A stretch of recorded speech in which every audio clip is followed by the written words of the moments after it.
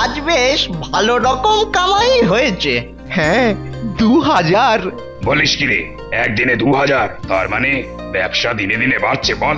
একেবারে ঝড়ের গতিতে বাড়া। আমি কিরকম প্রচার করেছি বলো? আর আমি কিরকম দর হাঁকছি। ভালো ভালো, খুব ভালো। তবে দুঃখ একটাই, খেটে মরছি আমরা, আবার এদিক ওদিক কিছু হয়ে গেলে, মানে ধরা পড়ে গেলে পিটুনিও খাবো আমরা, অথচ আমরা ভাগ পাবো সব থেকে কম। ঠিক বলে।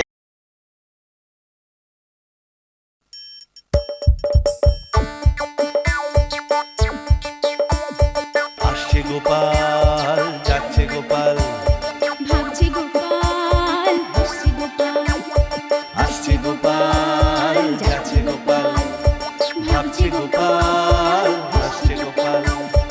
যুগের পরে যুগ কেটে যায়, মানুষ তাকে ভোলে না।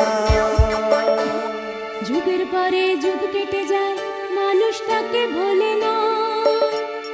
চলে না রে, চলে না রে, চলে না রে, চলে না, চলে না রে, চলে না রে, কাকে ছাড়া চলে না। কে সে পরিচয় কি তার? হাসির রাজা, জ্ঞানের রাজা, রসিক রাজা গোপাল ভাঁড়। হাসির রাজা, জ্ঞানের রাজা, রসিক রাজা গোপাল ভাঁড়। হাসির রাজা, জ্ঞানের রাজা। তা সেনাপতি, মন্ত্রী এখনো এলো না কেন? মানে তা তো বলতে পারবো না মহারাজ। দেখুন, আবার কার মাথায় কাঁঠাল ভাঙার তাল করছে। বাজে কথা বলো না গোপাল, বাজে কথা বলো না। গোপালের এমনই স্বভাব, মুখে ভালো কথার বড়ই অভাব। চ্যাটাং চ্যাটাং বলবে কথা আর জ্বলে যাবে মন্ত্রীর মাথা। এই, তুমি এবার থামো দেখি। তা মন্ত্রী, গোপালের কথা ছেড়ে দিয়ে এবার আমার কথার জবাব দাও দেখি। বলি, রাজসভায় আসতে এত দেরি হলো কেন? মহারাজ কি বলবো, সে কি দৃশ্য! হোমকুণ্ডে যজ্ঞের আগুন জ্বলে উঠলো, দাউ দাউ করে রেলিহান শিখা, অং বং চং মন্ত্র পড়া হলো।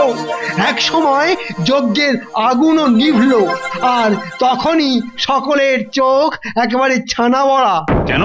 কারণ যজ্ঞের ছাই সরিয়ে পাওয়া গেল ধাতুর তৈরি এক কবচ। বটে বটে, তা কোথায় ঘটেছে এই সমস্ত ঘটনা? শুধুই ঘটনা নাকি অলৌকিক কাণ্ড কারখানা? কথার মাঝে এই রকম ফুট কাটলে আমি কিন্তু আর একটাও কথা বলবো না মহারাজ। আহ গোপাল, তুমি কি থামবে? বলো মন্ত্রী, বলো কোথায় হচ্ছে সব? আগে রাজ্যের দক্ষিণ প্রান্তে ভাঙা মন্দিরে। ভাঙা মন্দিরে? হিমালয় থেকে এক সাধু এসে সেখানে আস্তানা গেড়েছে। এক সাধু তার 2 চেলা। বাবা, বলো কি? বলানি কওয়ানি এক সাধু আর তার 2 চেলা এসে ভাঙা মন্দিরে বসে গেল? শুনলাম সাধু বাবা নাকি ওই রকম মানুষের ভালো করতে যোগ সাধনা ছেড়ে এরকম হঠাৎ করেই মাঝে মধ্যে মর্তভূমিতে নেমে আসেন। আচ্ছা আচ্ছা আচ্ছা। যজ্ঞ করে আর তো মানুষকে কবচ বিতরণ করে আবার নাকি হিমালয়ে চলে যান। তাহলে তো রীতিমতো মহাপুরুষ বলো। মহাপুরুষ বলে মহাপুরুষ, রীতিমতো যোগ সিদ্ধ সাধু। কবচ দিয়ে মানুষের ভাগ্যদোষ কাটান বলে ভক্তরা তার নাম দিয়েছে কবচ বাবা। বাহ বাহ বাহ, যথোপযুক্ত নাম। তা মন্ত্রী, তুমি কি সেইখান থেকেই আসছো? হ্যাঁ মহারাজ। মহারাজ, আমি আর কথা না বলে থাকতে পারছি না। তাই যদি অনুমতি দেন, আমি মন্ত্রী মশাইকে একটিমাত্র প্রশ্ন করতে চাই। আমার যা জানার তা হয়ে গেছে, এবারে 2টো কেন, মন্ত্রীকে তুমি 200টা প্রশ্ন করতে পারো। এই মরেছে, বিগলে গোপাল আবার কি বেমক্কা প্রশ্ন করে বসবে কে জানে। আচ্ছা মন্ত্রী মশাই, আপনি বললেন ছাই সরিয়ে কবচ পাওয়া যায়। হ্যাঁ, পাওয়া যায় তো, আমি নিজের চোখে দেখে এলাম। আচ্ছা, কবচটা ছাইয়ের মধ্যে আসে কি করে? কবচ বাবা বলেন যে ওপরওয়ালা নাকি খুশি হয়ে অদৃশ্য হাতে কবচটা যজ্ঞের আগুনের মধ্যে ফেলে দিয়ে যান। ওরে বাবা, কি ভয়ানক দৈবিক কাণ্ড! হ্যাঁ এই মন্ত্রী, আমি একদিন দেখতে যাব। নিশ্চয়ই যাবেন মহারাজ, আমি আপনাকে নিয়ে যাব। আপনার সাথে আমিও দেখতে যাব মহারাজ। না, তুমি যাবে না। কেন? তোমার মতো নাস্তিক আর অবিশ্বাসী মানুষের সেখানে গিয়ে কোনো কাজ হবে না। মনের মধ্যে ভক্তি না থাকলে এসবে কোনো কাজ হয় না। কবজ বাবা বলেন, বিশ্বাসীকে বলম।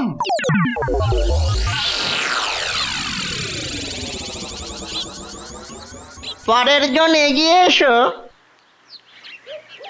নাম? কার নাম বলবো? আমার না আমার মেয়ের? কেন? আসলে মেয়ের বিয়ের জন্য কবজ নিতে এসছি। তাহলে মেয়ের নাম বলো। আমার মেয়ের নাম কুমুদিনী দাসী। মেয়ের বিয়ে হচ্ছে না কেন? সমস্যাটা কোথায়? তা তো জানি না। আমার মেয়েকে দেখতে শুনতে খারাপ না, কিন্তু কথা হয়েও বিয়ে ভেঙে যায়। বুঝেছি বুঝেছি, বিয়ে ভাঙা দোষ। হয়ে যাবে, কোনো সমস্যা নেই। কবজ বাবার কৃপায় সব দোষ কেটে গিয়ে সামনের লগ্নেই বিয়ে পাকা হয়ে যাবে। ভালো পাত্র পাবো তো? পাবে না মানে? একেবারে রাজপুত্রের মতো, মানে আমার মতো খানিকটা পাত্র পাবে।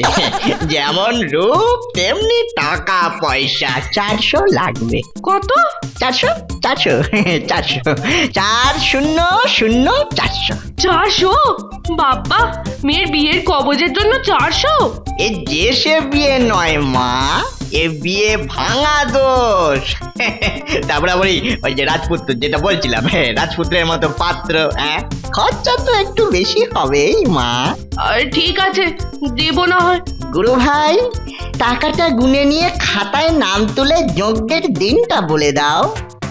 যাও মা, তুমি গুরু ভাইয়ের কাছে যাও। পরের জন। বলি শুনছো, কৃষ্ণনগরে নাকি এক সাধু বাবা এসেছেন গো? শুনেছি। কার কাছে? আমাদের মহামান্য মন্ত্রী মশাইয়ের কাছে। সকলে বলা বলি করছিল সাধুর নাকি খুব মন্ত্রের জোর গো। মন্ত্রের জোরে সে নাকি যজ্ঞের আগুন থেকে কবচ বের করে মানুষকে দেয়। ও বাবা, তুমি তো সবই জানো দেখছি গো। জানি তো। তা আমায় বলনি কেন? ওসব লোক ঠকানো ব্যাপারে আমার কোনো গরজ নেই, তাই বলিনি। তোমার না সবটাতেই বাড়াবাড়ি। আচ্ছা, সাধু বাবা যদি সত্যি সত্যি যোগ সিদ্ধ মহাপুরুষ হয়? যোগ সিদ্ধ কি আলু সেদ্ধ সেটা পরে প্রমাণ হবে। আগে সাধুকে একটু থিতু হয়ে বসতে দাও দেখি, তারপর বুঝবো সে মহাপুরুষ না কাপুরুষ। এখন কথা না বাড়িয়ে চারটি খেতে দাও দেখি। আজ বেশ ভালো রকম কামাই হয়েছে। হ্যাঁ, 2000। বলিস কি রে, একদিনে 2000? তার মানে ব্যবসা দিনে দিনে বাড়ছে বল। একেবারে ঝড়ের গতিতে বাড়া। আমি কিরকম প্রচার করেছি বলো? আর আমি কিরকম দর হাঁকছি? ভালো ভালো, খুব ভালো। তবে দুঃখ একটাই, খেটে মরছি আমরা, আবার এদিক ওদিক কিছু হয়ে গেলে, মানে ধরা পড়ে গেলে পিটুনিও খাবো আমরা, অথচ আমরা ভাগ পাবো সব থেকে কম। ঠিক বলেছ। আমি আর ঘটা পাবো 1 আনা 1 আনা করে 2 আনা। তোমার কপালে জুটবে 2 আনা, আর কিছু না করেই বাদবাকি 12 আনা নিয়ে চলে যাবে ওই মন্ত্রী মশাই। কে 12 আনা নিয়ে চলে যাচ্ছে রে? আমি? না মানে মনে খুব দুঃখ হচ্ছে, তাই না রে? এই নে, জিভে গজা খা। ভুলে যাস না, আমি তোদের ওপরওয়ালা, আর তোরা সব আমার কর্মচারী। তাই ঘোঁট না পাকিয়ে যেটা করছিস সেটাই মন দিয়ে করে যা। আর বেশি দলটল পাকালে না, জোচ্চোর বলে ধরিয়ে নিয়ে গিয়ে গারদে চালান করে দেব। আমায় চিনিস না তোরা? না না না না না না, আমরা আবার ঘোট পাকালাম কখন? পাকাইনি তো। আর আপনি যে আমাদের ওপরওয়ালা, আর ওপরওয়ালারা যে সব সময় বেশিটা পেয়ে থাকে সেটা কি আমরা জানি না? খুব জানি। তাহলে দে আজকের রোজগারের 12 আনা ভাগ, মানে 1500 টাকা দে। বাবা, দরজার বাইরে কান পেতে আমি শুনতে পেয়েছি আজকে 2000 কামাই হয়েছে।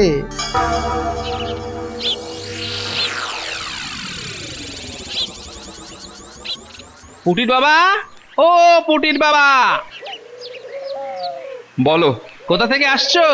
আর বলো না, ওই যে পুঁটির মার বায়না, তা বায়নাটা কি? সিদ্ধ সাধুর কাছ থেকে কবচ আনতে হবে। তা এসবের দরকার হয়ে পড়লো কেন? ওই যে গেল বছরে সব ধানে পোকা লেগে গিয়ে নষ্ট হয়ে গেল না, তা পুঁটির মা বলল যাও সাধু বাবার কাছ থেকে একটা দোষ কাটাবার কবচ নিয়ে এসো। এই তো করকরে 50 টাকা খরচা করে একটা কবচ নিয়ে এলাম। বটে। দেখবে একবার কবচটা? না, ওসব কবচ টবচে আমার কোনো আগ্রহ নেই। তা এই কবজে তোমার ধানে আর পোকা লাগবে না তো? সাধু বাবা তো বললো আর লাগবে না। আর যদি লাগে? না না, সেটা হবে না মনে হয়। যে মানুষ হোমের আগুনের ভেতর থেকে কবচ এনে দিতে পারে, আর যাই হোক সে ঠকাবে বলে মনে হয় না। মনে না হলেই ভালো।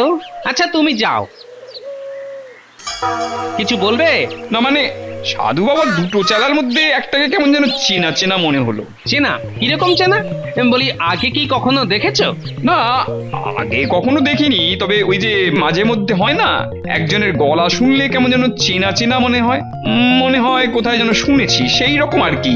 আচ্ছা আমি যাই, পুটির মা আবার ওদিকে হা পিত্তেশ করে বসে আছে। হ্যাঁ এসো। সাধুর দুই চেলা, একজনের গলাটা আবার পুটির বাবার চেনা ঠেকেছে।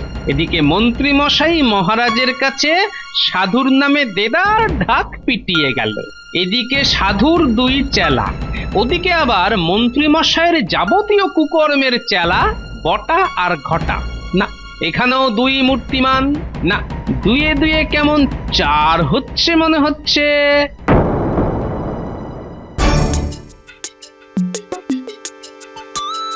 মন্দিরের ভেতরে তো কেউ নেই, সাধু চেলা সব গেল কোথায়?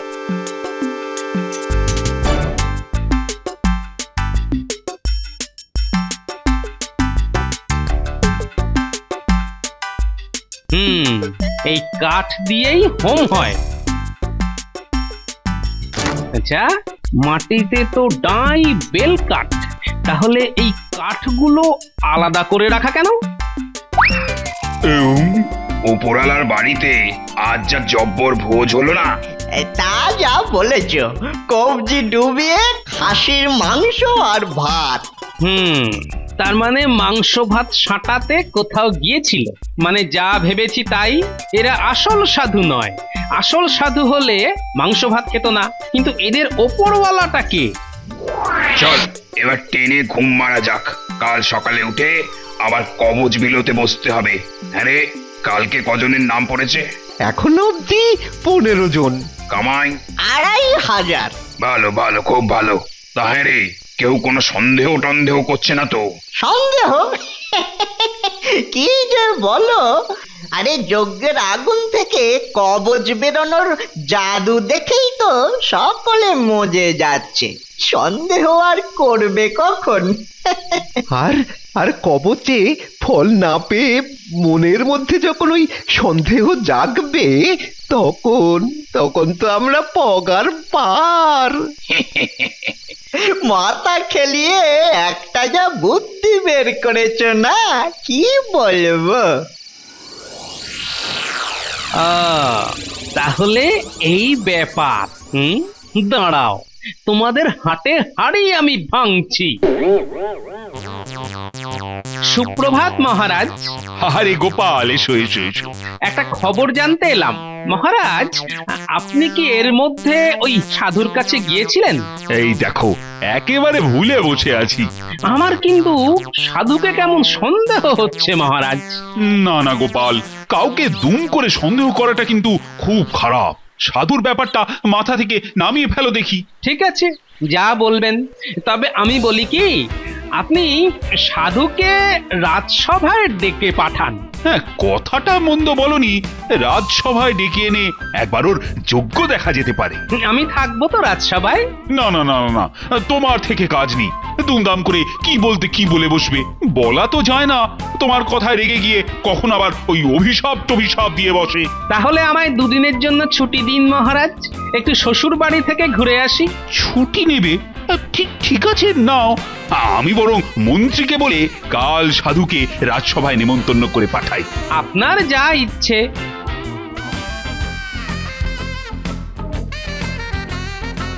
না না, সে কথা নয়। আসলে মহারাজের সামনে এসব করতে গিয়ে যদি ফেঁসে যাই। কেন ফাঁসবি কেন? এতদিন ধরে এ কাজ করে করে তোর হাত পেকে গেছে। আর আমাদের মহারাজ হচ্ছে বোকাশোকা ভালো মানুষ, তাকে ঠকানো খুব সোজা। তাই বলছি মনে জোর নিয়ে আয়, জোর। না, মহারাজকে ঠকানো যে খুব সোজা সে কথা তো জানি, কিন্তু ভয় ভয় তো ওই বিটলে গোপালকে নিয়ে। বেটা কখন যে কি খেল দেখিয়ে বসে। গোপালকে নিয়ে চিন্তা নেই, কদিনের জন্য ছুটি নিয়ে ও বেটা শ্বশুর বাড়ি চলে গেছে। চলে গেছে? এ বাবা, যাক যাক বাবা, তাহলে আর কোনো চিন্তা নেই। চলো চলো কবচ বাবা, কাল আচ্ছা সে মহারাজকে তাক লাগিয়ে দিয়ে আসি।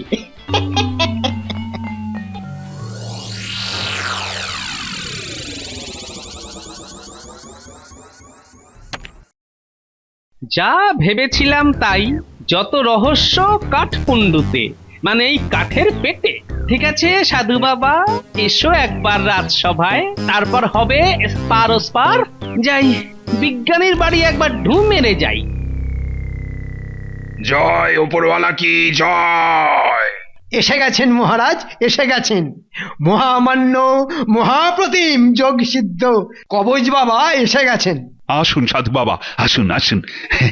আপনার পায়ের ধুলো পড়ে আমার রাজসভা ধন্য হলো আজ। বল বেটা, ডেকে পাঠিয়েছিস কেন? আগে হোম করে একটা কবচ যদি আমায় দেন। দেব রে দেব, তোর তো কবচের খুব দরকার রে। ওরে, তোর যে ঘরে শত্রু বাইরে শত্রু, সব শত্রু দমন হয়ে যাবে কবচের জোরে। বৎসরা, হোম কুণ্ড সাজাও। শোন বেটা, আমি কিন্তু ওই হোম কুণ্ড স্পর্শ পর্যন্ত করি না। তাহলে যোগ্য হবে কি করে? আমার চেলারা হোম কুণ্ড সাজাবে, তোর নামে যোগ্য হবে তো। তাই তুই বেলকাঠে আগুন ধরিয়ে তুই হাতায় করে ঘি ঢালবি, কেমন?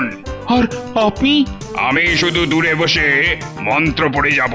যজ্ঞের আগুনের শিখা যখন লক লক করে আকাশমুখী হবে, তখন কৃপা করে উপরওয়ালা অদৃশ্য হাতে কবচটা ফেলে দিয়ে যাবেন এই হোমকুণ্ডে। সত্যি সাধু বাবা, কি সাধনার জোর আপনার। তাহলে এবার যজ্ঞ শুরু করি। বৎসরা, তোমরা কি প্রস্তুত? হ্যাঁ বাবা, আমরা প্রস্তুত। ওং রিং হ্রিং ক্রিং স্বাহা, ওং ফট মট গট হট লট স্বাহা, ওং ক্রিং চাং মৃং চাং গ্রিং চাং হিরিং চাং স্বাহা। দাও দাও, ওপরওয়ালা কৃপা করে অদৃশ্য হাতে তোমার দয়ার দান বিপদ তারণ কবচটা দিয়ে যাও। মহারাজের সামনে আজ যা দিচ্ছে না, এখন পুরো ফাটিয়ে দিচ্ছে। দিয়েছো ওপরওয়ালা, দিয়েছো। তোমার এত কৃপা, সকলে বলো জয় ওপরওয়ালার জয়। জয় ওপরওয়ালার জয়। যা কৃষ্ণচন্দ্র, এবার একটা কাঠি দিয়ে নিবন্ত আগুনের ছাই সরিয়ে কবচটা বের করে আন। যা বৎস, সকলে মহারাজকে সাহায্য করো।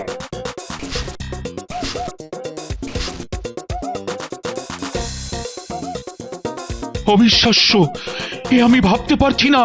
মনে হচ্ছে এ তো যেন ঋষ্যশৃঙ্গ মুনির যজ্ঞ, রামায়ণে দশরথের করা যজ্ঞ।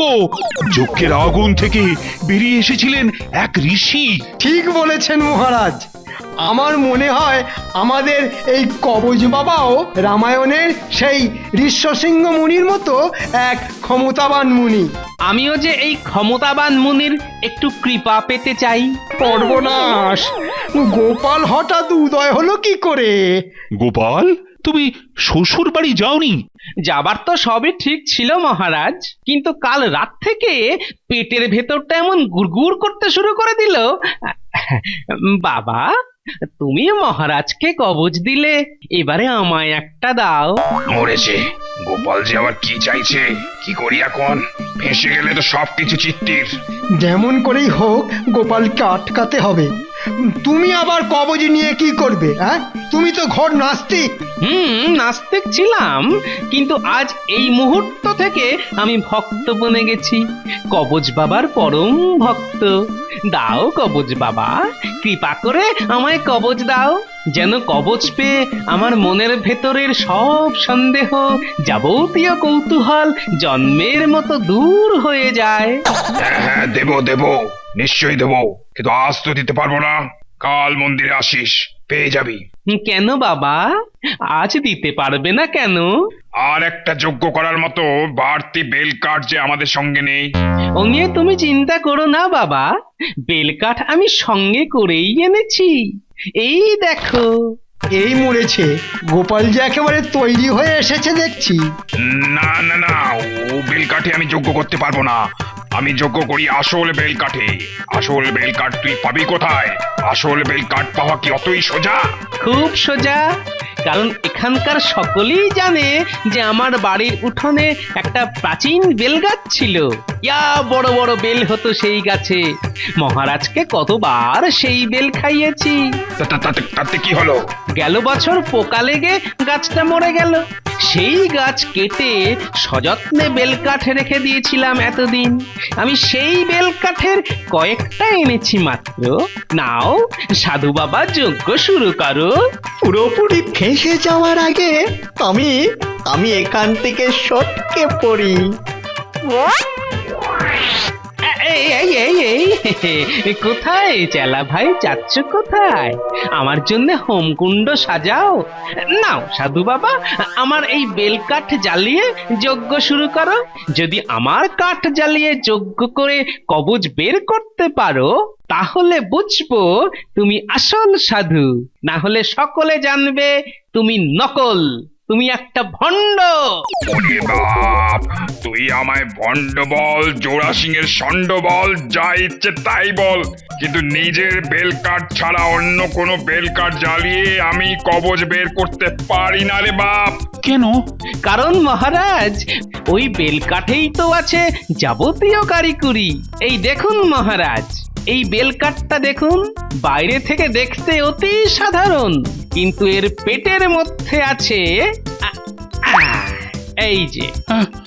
কাঠের ভেতর কবচ এলো কি করে? খুব সোজা, কাঠটাকে মধ্যিখান থেকে কেটে ভেতরে একটা খোদল তৈরি করে কবচটাকে পুড়ে দিয়ে আঠা দিয়ে কাঠটাকে জুড়ে দেওয়া হয়েছে। তারপর আমার অনুমান অন্য বেলকাঠের সঙ্গে এই কাঠটা মিশিয়ে দেওয়া হয়। আগুনে কাঠ জ্বলে ছাই হয়ে যায়, কিন্তু ধাতুর তৈরি কবচ তো আর পোড়ে না, তাই ছাই সরিয়ে পাওয়া যায় এই কবচ। কি এত বড় জালিয়াতি! আমাকে ধোকা দেওয়া! এই সেনাপতি, এই সেনাপতি, এদের তিনজনের কোমরে দড়ি পড়াও। শুধু তিনজন কেন মহারাজ, আরো একজন আছে এর মধ্যে, আমাদের নাটের গুরু, আমাদের উপরওয়ালা। সে হতভাগার নাম কি? সেরেছে, এমনি কম ভাগ দি বলে বেটারা খেপে আছে। এখন সেই শোধ তুলতে আমার নামটা বলে দেবে না তো? কি হলো রে জোচ্চোর? হতভাগার নামটা বল। আপনার মন্ত্রী। আমার মন্ত্রী? মন্ত্রী, তোমার এত সাহস? এ মিথ্যে কথা বলছে মহারাজ, মিথ্যে কথা বলছে।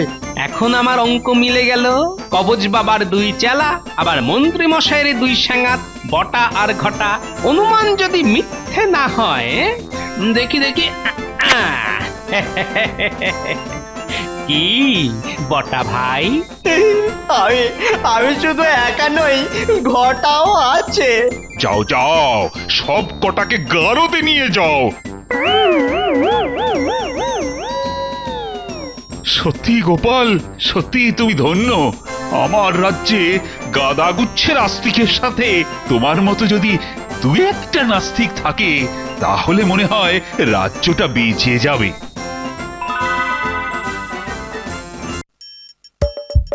আসছে গোপাল, যাচ্ছে গোপাল, ভাবছে গোপাল, হাসছে গোপাল। যুগের পরে যুগ কেটে যায়, মানুষ তাকে ভোলে না। যুগের পরে যুগ কেটে যায়, মানুষ তাকে ভোলে না। চলে না রে, চলে না রে, চলে না রে, চলে না, চলে না রে, চলে না রে, তাকে ছাড়া চলে না। কে সে? পরিচয় কি তার? হাসির রাজা, জ্ঞানের রাজা, রসিক রাজা গোপাল ভাঁড়। হাসির রাজা, জ্ঞানের